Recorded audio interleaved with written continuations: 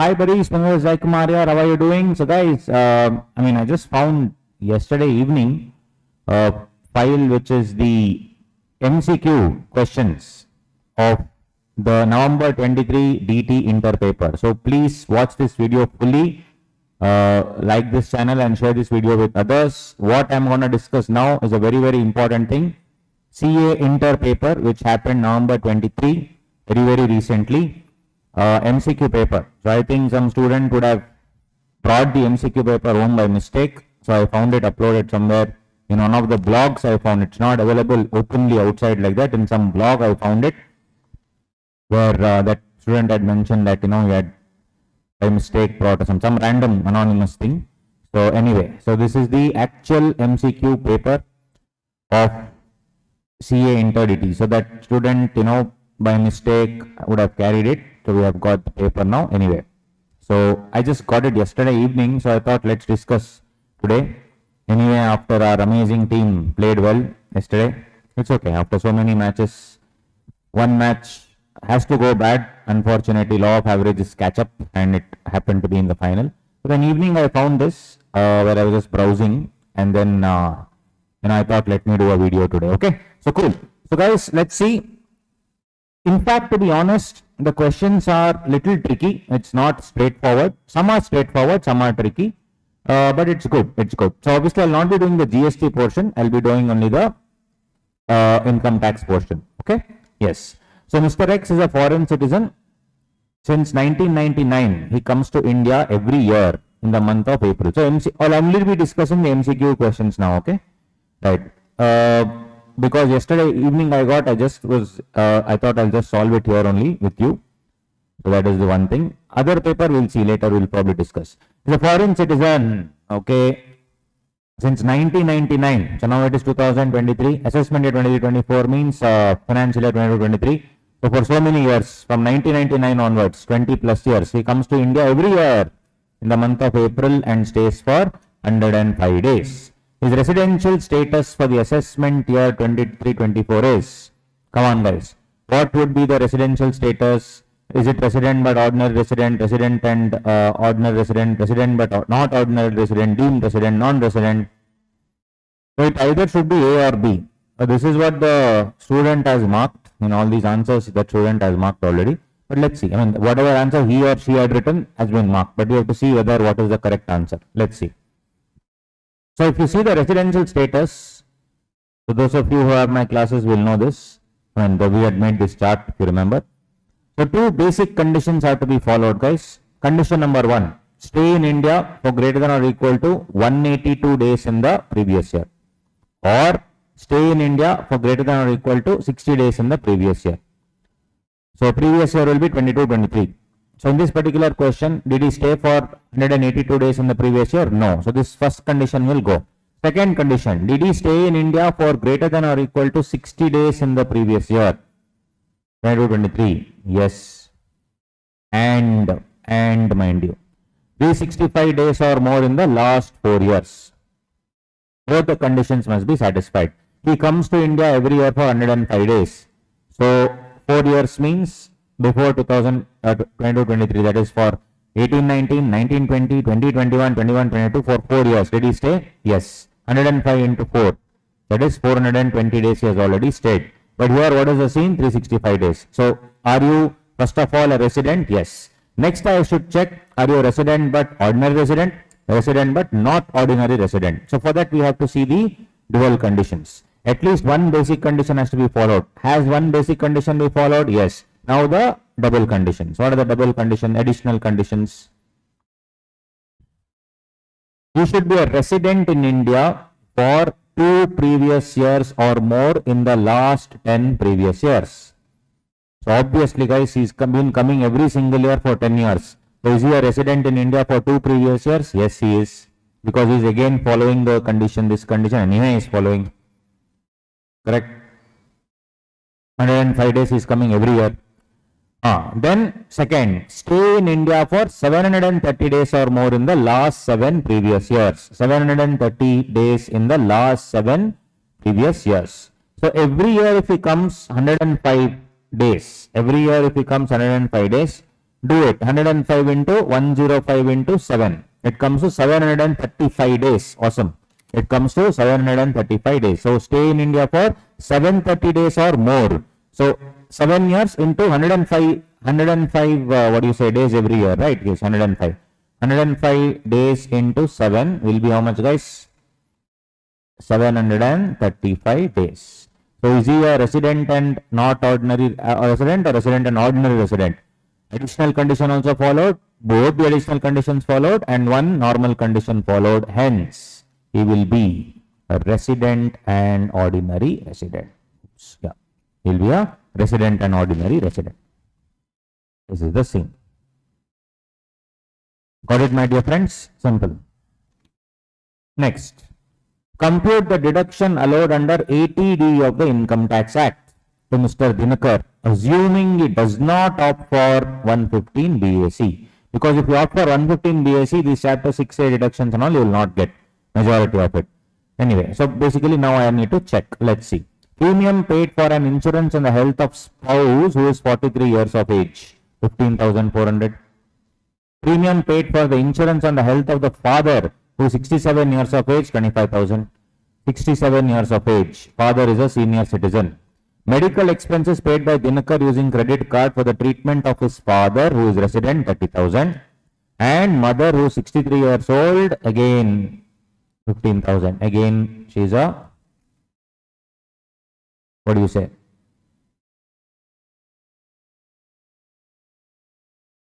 Senior citizen. Preventive health checkup, 5,000 rupees each for spouse and father. For spouse and father. So let us go to 80D, my dear friends. So what is 80D? 80D talks about health insurance premium. So those of you who have taken my classes, you would have seen this chart in our notes where everything clearly is given. You remember we have discussed this also in depth. So eligible SSC will be what? An individual or a Hindu undivided family. In this question, was he an individual? Yes. So that is tick correct.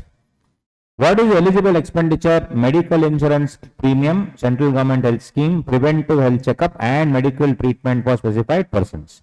Specified person will include for individual, self, spouse, dependent children, parent. So you please see this question. He is self Dinakar, but he is taking it for spouse and the parent. So is that covered? Yes. Father 67, mother 63 years old, he is giving that. So it is definitely allowed, my dear friends. So self, spouse, dependent children, parents. For everybody it is allowed. In this question they have taken for spouse and parents. So what is eligible? See, Mediclaim insurance premium for self, fully eligible. Contribution to notified scheme, in this question it's not given, you leave. And even for parents, if you take a Mediclaim insurance premium, that is also eligible. Preventive health checkup payment, maximum 5,000 rupees, provided this is happening via bank account. Correct? So if you see here, payment for the above expenditure to be made by any mode other than cash. Only this health checkup, preventive health checkup, this, as I told you, can be made in cash. Correct? Everything else like medical insurance premium, etc., can be made via, should be made via bank account. So this one, bank plus cash, both. Okay? So you see, so preventive health checkup 5,000 rupees, maximum 5,000 rupees eligible. And mind you, most important, see, that is why I am saying it's very tricky, because you see, it is aggregate for self, spouse, dependent children and parents, all put together maximum 5,000. If you see this question here, preventive health checkup 5,000 each for spouse and father. What will take? 5,000 plus 5,000. Wrong. It is not 5,000 plus 5,000. It will be wrong. Okay? It's only maximum 5,000. So here, how much can you take, guys? Maximum 5K you can take. Nothing more, nothing less. Then, if he himself is a resident senior citizen, generally overall he can only take 25,000. But if he himself is a, what do you say, senior citizen, then 25,000 extra you can take. So overall, how much you can take? 50K. Right? 50K. Medical expenditure on the health of a senior citizen if Mediclaim insurance is not paid to such senior citizen. It is also eligible. Maximum amount of deduction is 50,000 for the parents if he takes. Overall deduction how much, guys? If you take A plus B, whatever it is, overall deduction will be just 50,000 rupees. So it will be 50,000 rupees maximum. So in this particular question, you see, this 5,000 definitely I have to take. And you see, premium paid for insurance on the health of a spouse. On the health of a spouse. So self will include, as you tell, self will be self, spouse, dependent children is one side, parents is the other side. So we see this 15,400 will come here. Maximum 20,400. This 20,400 should be well within 25,000. Is it there? Yes. For parents, it is separate. You see, premium paid for insurance on the health of the father, 25,000 take. So basically, this 2 and 3 all put together should not exceed 50,000. That's it. 2 and 3 should not exceed 50,000. Medical expenses paid by Dinakar using credit card. Yes, see, using credit card. Cash, if he had given, it was not eligible. For the treatment of his father, who is resident, how much? 30,000 rupees. Who is resident? 30,000 rupees. And mother, who is 63 years old, 15,000 rupees. So basically, 25K plus 30K plus 15K, all put together, should not exceed 50K. And moreover, so sorry guys, there was some technical problem. Yeah. So guys, coming back, see, one part is what? 15,400, that is very clear. 15,000 plus 5,000 overall should not exceed 25,000. So here it is how much? 20,400. Fair enough, no problem. But now you see this. Premium paid on insurance of the health of the father, 25,000. Medical expenses by Dinakar using credit card for the treatment of his father who is resident, 30,000. And mother who is a resident, 15,000. Generally what we do, I mean, for the inter level, what generally we do is this 25K plus this 30K plus this 15K. All put together should not exceed 50K. So if you see here, overall deduction in respect of A and B. That is what A will be the for himself and his spouse, etc. And medical insurance on the health of the parent also here. This overall for the parents also, if I am doing, maximum 25,000.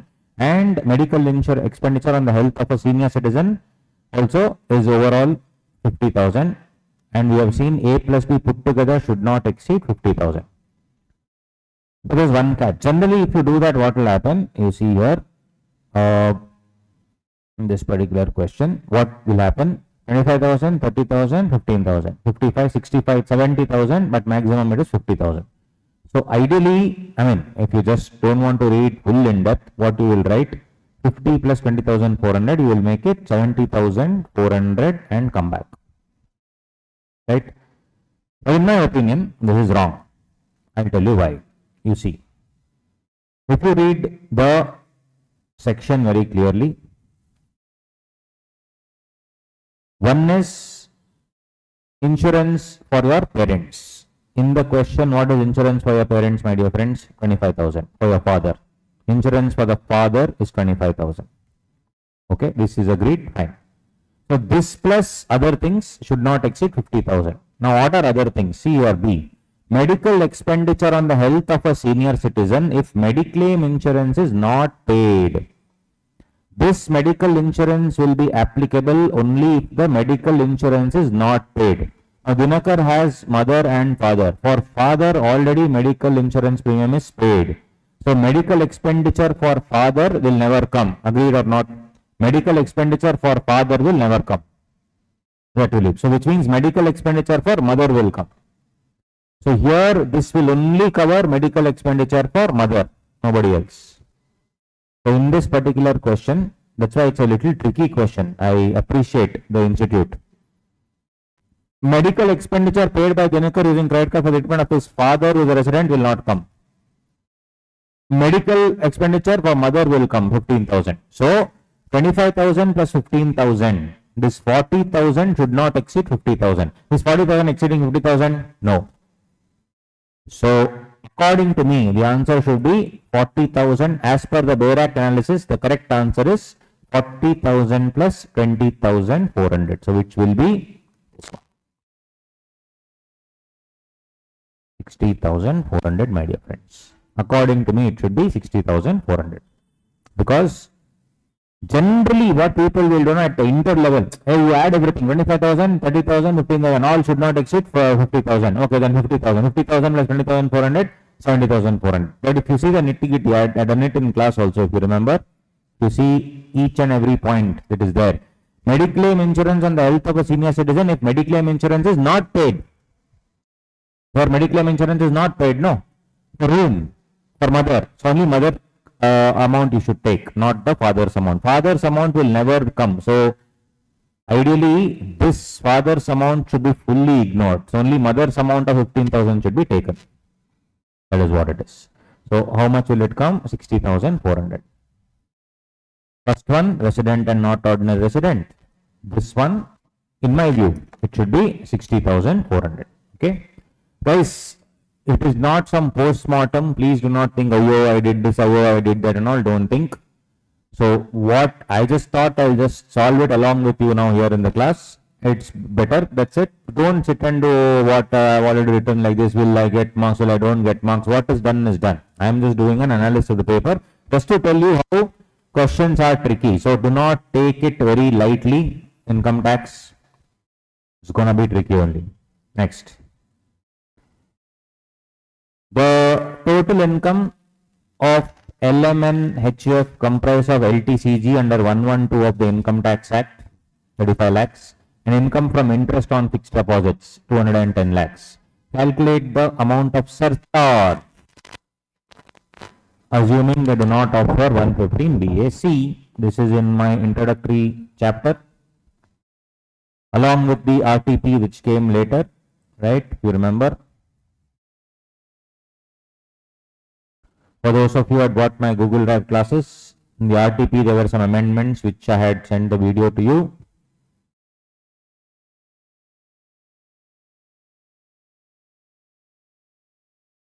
Right. So it comes under this. Everything we have done, guys, in class. Every single thing we have done in class, if you remember. You see, if the total income including the specified income. What is the specified income? Three things. 111A, 112A and 112. This was inserted later in the RTP also. We had done that in the amendment session. 111A, 112A, 112. All three put together. It would be specified income. Correct? LTCG, then LTCG, other than one is LTCG on transfer of equity shares, then other than that, and then short term capital gain. And dividend income, of course. Dividend income plus dividend income. These will be my specified income. All put together, specified income plus other income. If it is exceeding 2 crore, then the surcharge will be 15%. But there is one more situation 4 which you have to consider. Total income excluding the specified income exceeds 2 crore but does not exceed 5 crore. So I feel majority of you will come to this part which is wrong, but the answer is situation number 4. You see the question here. The specified income is 35 lakhs. Other income is 2.1 CR. And you see the situation 4 now. Total income excluding specified income exceeds 2 crore. Yes. Total income excluding specified income exceeds 2 crores but is less than 5 crores. So what should I do? For the specified income portion, 15%. For other income, 25%. So for specified income, 35 lakhs, surcharge rate is 15%. For 2.1 crore, it would be 25% surcharge. 25% surcharge. And it is LTCG under 112, that is other than these, normal LTCG. And for normal LTCG, it is 20% is the tax. 20% is the tax. So if I have to calculate tax on long-term capital gain would be 35 lakh into 20%. So this tax will be 7 lakh. So surcharge will be 7 lakh into 15%. Rupees 1 lakh 5,000. Tax on other income. How much is it? 2.1 crore. 2.1 crore. So if you do the slab rate, so 2.1, 2.1. So 210 lakhs minus 10 lakhs, that is on 2 crore. On 2 crore it is 30%. On 2 crore it is 30%, 60 lakh. Plus on the 10 lakh it is how much, guys? 1,12,500. So 61 lakh 12,000. On this, what's the surcharge? 25%. How much? 15 lakh. Let me do it. 61 lakh 12,500 into 0.25. 15 lakh 28,125. So 15 lakh 28,125 plus 1 lakh 5,000 would give me 1633,125 is the answer.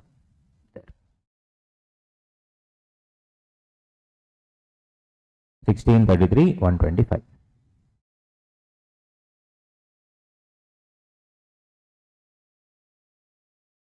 Got it? 2 marks. The tax liability ignoring 115 BSc for the assessment year 2024 of a resident individual Manav, age 40 years.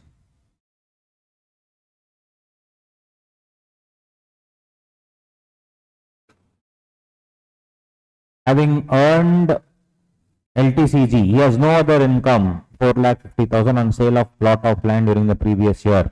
Eligible for deduction under ATC, 1 lakh. In ATG, 50,000.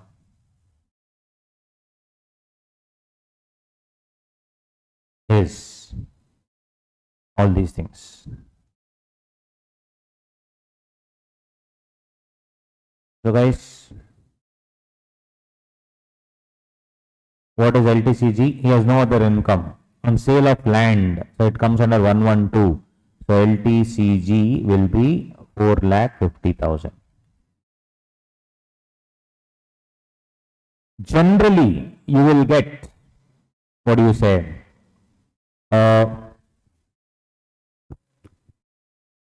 If you have other income, you will first deduct the basic exemption limit there, and then whatever unexhausted portion you should now subtract under LTCG. Unexhausted portion, right? Obviously, unexhausted portion. But is it for everything? Let's check out. So if you remember our notes, section 112. Long-term capital gains from transfer of long-term capital asset other than 112A shall be charged at 20%. This is sale of land, the land, so it is 20%. In case of resident individuals and HF, Manav, 40-year-old resident. Basic exemption limit, if it is not exhausted by any other income, then long-term capital gain shall be reduced by the unexhausted basic exemption limit and only the balance shall be taxed at 20%. So what will people do? 4,50,000 minus 1 lakh minus 50,000. That is 3 lakh. 3 lakh minus 2,50,000 basic exemption limit, and they will write nil and come. Wrong answer. My dear friends, the answer is right here. If it is not exhausted by any other income, the long-term capital gain shall be reduced by the unexhausted basic exemption limit. Only the balance shall be taxed at 20%. But do you see this dialogue here? Deductions under Chapter 6A cannot be availed in respect of LTCG included in the total income of the assessee. Understood? So these two things will not come only, guys. So it is 4 lakh minus basic exemption limit 2 lakh 50, balance 2 lakh. On balance 2 lakh, 20% has to be charged. That is 40,000. 40k plus 4% cess will give me 41,400. It will give me 41,400. So as you can see, questions are not so easy that you can do it. But yeah, of course, if you had read the Bear Act and if you have attended my classes regularly, properly, all questions are easily solvable. Mr. Kuldeep is working in a scheduled bank since the past few years. The bank allotted 2,000 sweat equity shares to him in May 2022 at the rate of 1,300 per share. The FMV of the value of share was 1,500 on the date of exercise of the option by Mr. Kuldeep. He sold 1,500 shares at 2,100 per share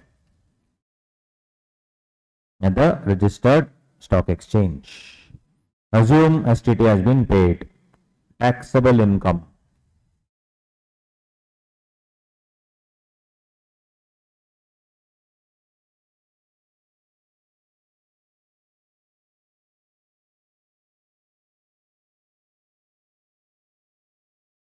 Guys, if any ESOP is given,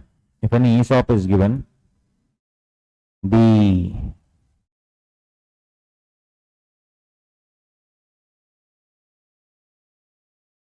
see, they allotted it to him at 1,300. He had to pay 1,300. But the FMB was on the date to the exercise, the option was 1,500.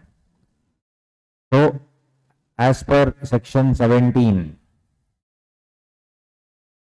to 6, if I am not wrong, 17 to 6, what would be the perquisite difference between the FMB minus FME on exercise price date minus whatever you have recovered from the employee? You see, 1,500 is the FMB minus 1,300 is the recovery. So 200 rupees will be deemed to be perquisite. So 200 into 2,000, 4 lakh will be salary income. Fair enough. And when you sell it off, how much you sold it for? Selling price minus the FMB will be my capital gain. So 2,100 rupees is selling price minus 1,500 is FMB. 600 rupees is my capital gain per share. How many shares did I sell?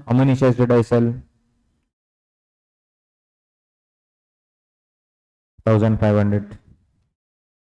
So 1,500 into 600 will be 9 lakh rupees.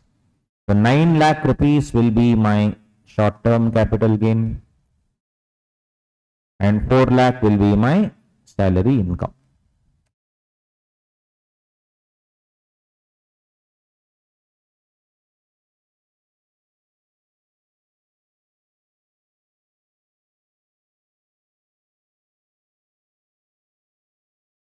Fair enough.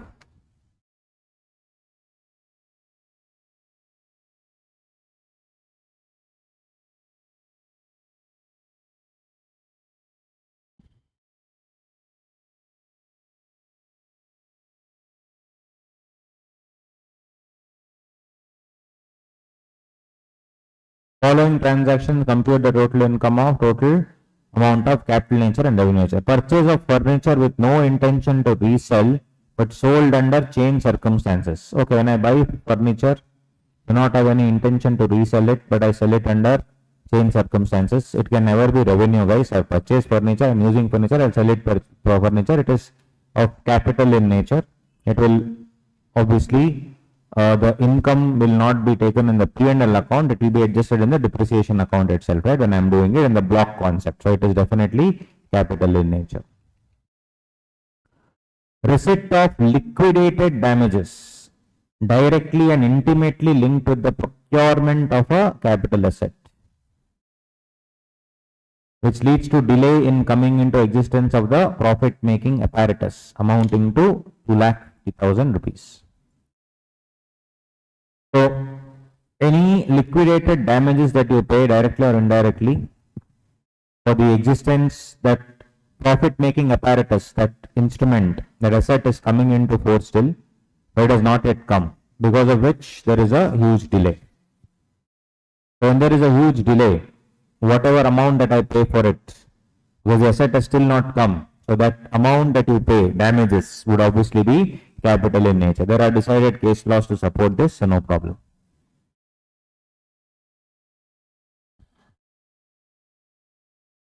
Receipt of compensation for termination of agency business being the only source of income amounting to 5 lakh rupees. So, any compensation that you receive on termination of a business or termination of a business contract as per 28 is revenue in nature. Right? So, this is revenue in nature. It is there in section 28 only if you see. Correct? Compensation received from the employer. Mind you, this is not business, employer you are receiving. For premature termination of a service contract amount to 70,000 rupees. So this receipt would be capital in nature. If this was not an employer but it was a consultant, then it will come under the other one. So there are 1 or 2 cases where the compensation for termination of agency also is held to be capital. Right? So I do not know what institute will take. In my opinion, third one is revenue, other 3 are capital. So the answer in my opinion should be option D. But as I told you, there are 1 or 2 cases where termination of agency business also was held to be not just agency business, some business where it was the only source, it was capital nature, not taxable. So it could be D also, but in my opinion, I would still feel, going by the concept, it should be D. Right? So in my opinion, the answer should be D, because see, the fourth one is employer for premature termination. So if it is any consultancy business, etc., then you could have taken in a different way, but here it is employer-employee relationship, so that's a capital receipt, not taxable. Whereas on C, termination of agency business, that would be compensation receipt for termination of a business contract. That would be revenue in my nature. So if I were the paper setter, I would choose D, but then you never know, institute sometimes here and there, it can get confusing. Cool. So in tax, how much we have got now? If you have solved everything properly, we would have got 2, 4, 6, 8, 10, 12 marks in our pocket already. This is GST if I'm not wrong. Let's leave it GST.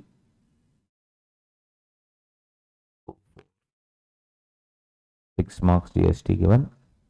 Again GST. 7, 8, 9, 10, 12. 12 marks GST. Then here you see our case scenario comes again 6 marks. Again guys, 12 plus 6, 18 marks. As you know already, 18 marks will come in MCQ and 12 marks will come for GST. So this is direct taxes. Case scenario. Atul owns a house in Delhi having 3 independent units. 3 independent units. Owns a house, but it has 3 independent units. Unit 1, ground floor having 50% area, unit 2, 25%, second floor, 25%. So entire building, this is the ground floor, then 25%, 25%.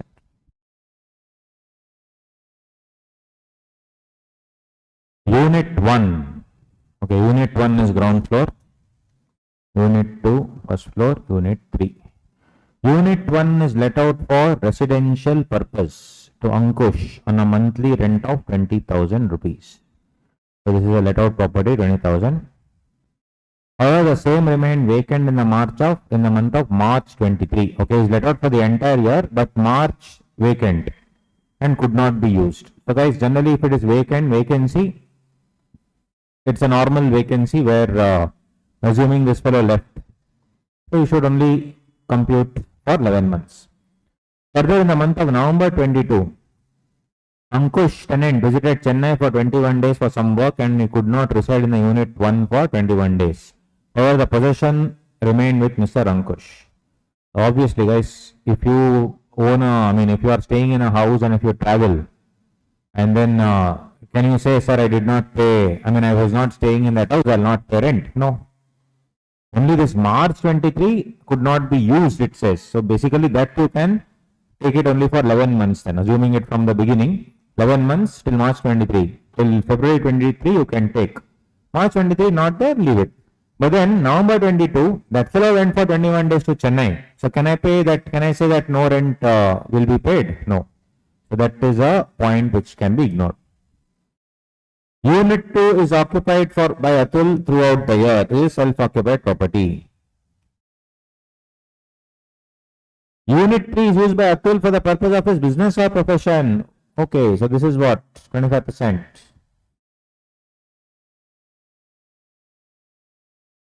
PGBP. In a sense, he's using it for business. So if he's using it for business, tell me, income and all should not be taken. When I say income, there's no rental income. Notional rental income and all cannot be taken.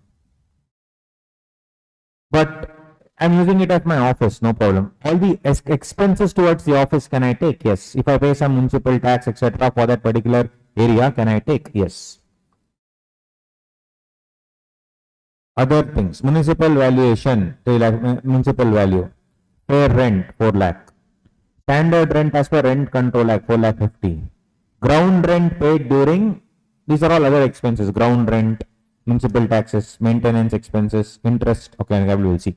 Ground rent 18,000, municipal taxes 90,000 during the year. You see, other particulars of the whole house. Very important word. Whole house means what? It will include everything. 50, 25, 25. Interest on capital borrowed for the entire house, 2 lakh. Annual payment made to mother of Mr. Atul as per the orders of the Honorable Court, 20,000. Insurance premium for protection of property, 15,000. Depreciation calculated for total house as per the provisions of Income Tax Act, 1 lakh.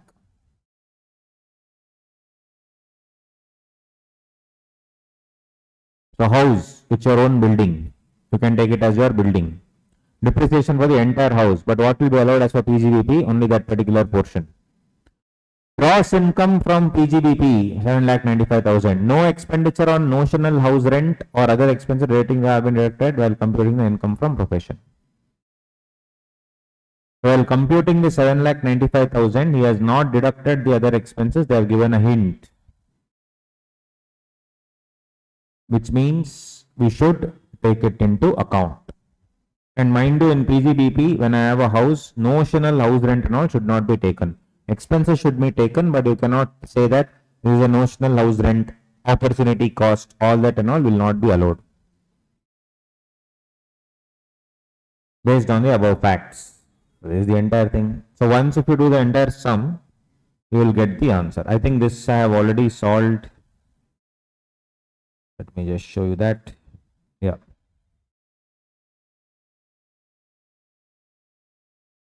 Unit number 1. What is it, guys? Let out property. Municipal value 3,50,000, but the value is only 50%, so 1,75,000.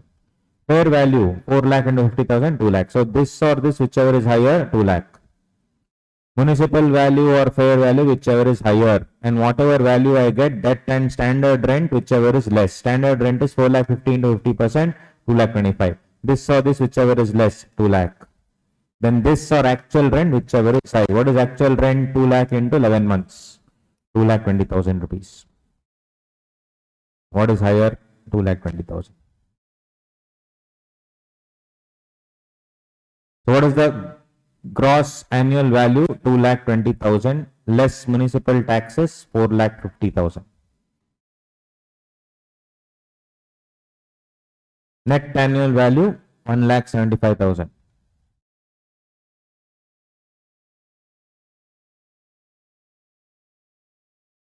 %30 deduction you will have to give 52,500. Minus interest 2 lakh is for the entire house. What is this portion? 50%. So I will take this portion. Income from unit 1 is 22,500. Unit number 2 is self-occupied, GAV 0, NAV 0, interest portion 2 lakh into 25%, 50,000. So 50,000. So what is the total loss from house property? 27,500.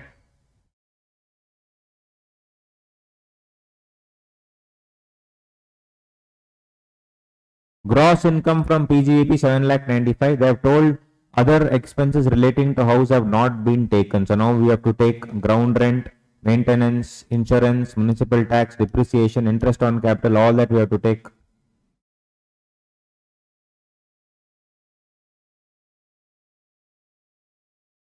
So all that into 25%. All that these things you should take, guys. Here 18,000 plus 90,000 plus 32,000.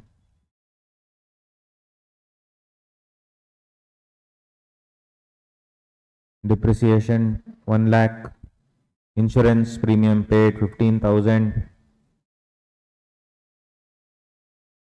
Interest on capital, all that 25%, you will get 1,13,750. So taxable PGBP will be 6,81,250.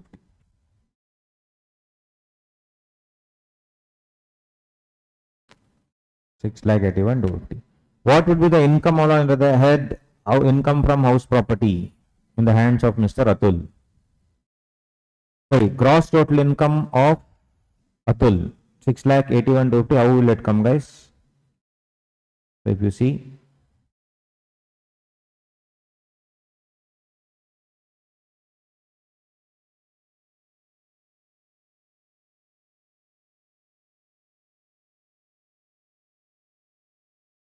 sorry guys, this is only PGVP income. See the question, they are asking you gross total income. So this is only PGBP income. This will not be the answer. Why? Because we have the loss also, no, house property loss. Figure out. House property loss is 27,500. PGBP income is 681,250. So 681,250 minus 27,500 should be set off. Correct? So when we set off, how much we'll get? 681,250 minus 27,500, you will get 653,250. 750. What would the income or loss under the head house property be? You have seen loss of 27,500. What would be the net annual value, NAV? 1,75,000.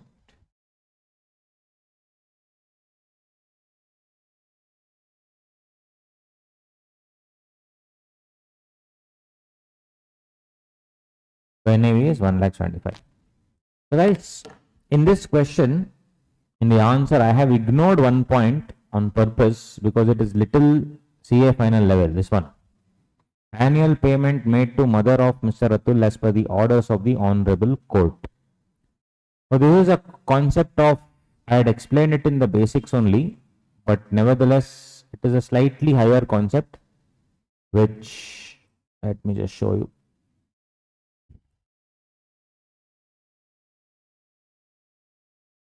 So there is a concept of income, which is,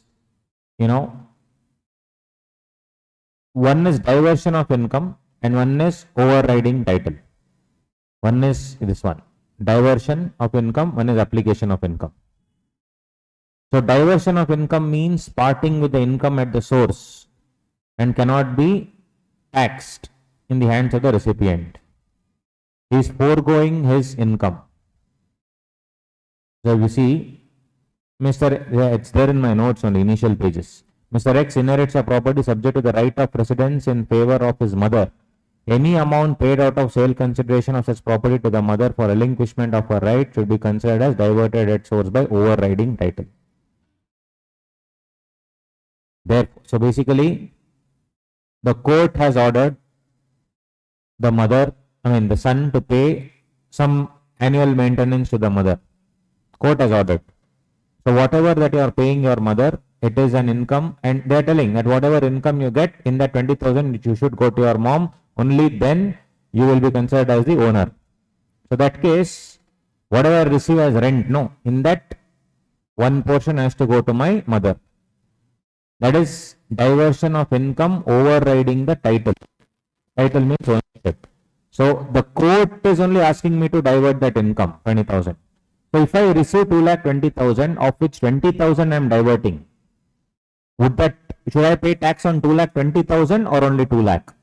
So courts have held, obviously it is diversion by overriding title, only on 2 lakh you need to pay.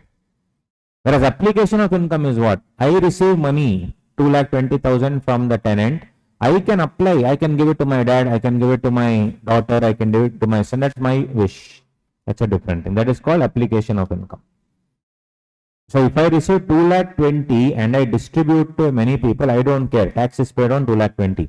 But I receive 2,20,000 and court has ordered 20,000 should go to my mother. Then my tax is only on 2 lakh. But for this to happen, there should be many other details. Is the property inherited? Is the property inherited, and as the court told that payment has to be made, only then the inheritance will be valid. Is it there in the agreement itself? Nothing is mentioned in this particular question because I am ignoring. If I take this also into consideration, answer will change. That is actually little CA final level. And no other information is given, hence I am ignoring this. Let me be very clear. Because if I add this, no, answer will change. But for final level, yes, but inter level, that much level they will not ask. So as you can see, my dear friends, the paper is not so easy. It is quite tricky. You need to apply the logic. That is why I keep on braying in class also. Please, let's read from the Bayer Act and let's do in-depth analysis.